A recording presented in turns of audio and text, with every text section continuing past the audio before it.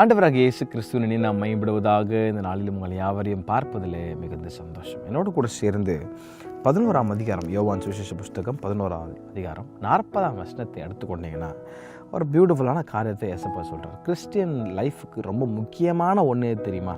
எது சொல்லுங்கள் பார்ப்போம். விசுவாசம். பாருங்கள், ஏசப்பா இங்கே சொல்கிறாரு, இயேசு அவர்கள் நோக்கி, நீ விசுவாசித்தால் தேவனுடைய மகிமையை காண்பாய். If you shawl believe you will see the glory of God. ஒருவன் தேவனிடத்தில் வரான் அப்படின்னு சொன்னால் இப்ரேயரில் சொல்கிறாரு, தேவன் இருக்கார் என்றதை அவன் நம்பணும். அவன் விசுவாசிக்காமல் அவிசுவாசியாக இருக்கக்கூடாது. நமக்கு பேரே விசுவாசி. நிறைய நேரத்தில் விசுவாசமே இல்லாத விசுவாசியாக இருக்கும். அவிசுவாசம் பாவம்னு பைபிள் சொல்லுது. கிறிஸ்டியன் லைஃபுக்கு ரொம்ப பேசிக்காக இருக்க வேண்டிய ஒன்று விசுவாசம். இன்றைக்கி நிறைய நேரத்தில் விசுவாசம் இல்லை. 30 லட்சம் பேர் என் கர்த்தர் கொண்டு போய் கானான் தேசத்தில் விடுறேன்னு சொன்னார்.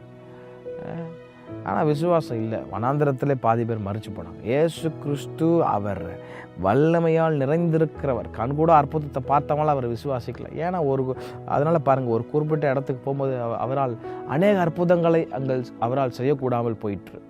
ஜீசஸ் கிரைஸ்ட் கெப்பாசிட்டிலாம் இல்லாமலாம் இல்லை. அவரால் அங்கே அநேக அற்புதங்களை செய்யக்கூடாமல் போகிறதுக்கு காரணம் அவர்களுடைய அவ்விசுவாசத்தை நிமித்தம். உள்ளத்தில் ஃபெய்த் இல்லை, விசுவாசம் நம்பிக்கை இல்லை. இது எங்கே நடக்க போகுது அப்படி ஒரு ஏதனமாக அப்படிலாம் இருந்தோன்னு சொன்னால் ஒரு நாளும் நடக்காது. நம்ம பண்ணுற தப்பு நம்ம பண்ணிவிட்டு கர்த்தர் எனக்கு இது செய்யலை, இந்த அற்புதத்தை செய்யலை, அவரை விசுவாசிச்சேன்னு சொல்கிறது எந்த விதமான நியாயமும் இல்லை. இந்த காலவேளையில் ஒரு தீர்மானம் எடுக்க போகிறீங்க, நான் கர்த்தரை நம்புவேன். ஆபிரகாம் 100 வயசுலேயே கர்த்தரை நம்பினான். பாருங்கள், அந்த விசுவாசம் கர்த்தருக்கு நீதியானப்பட்டதான். இப்போ எவ்வளோ அழகான விசுவாசம்.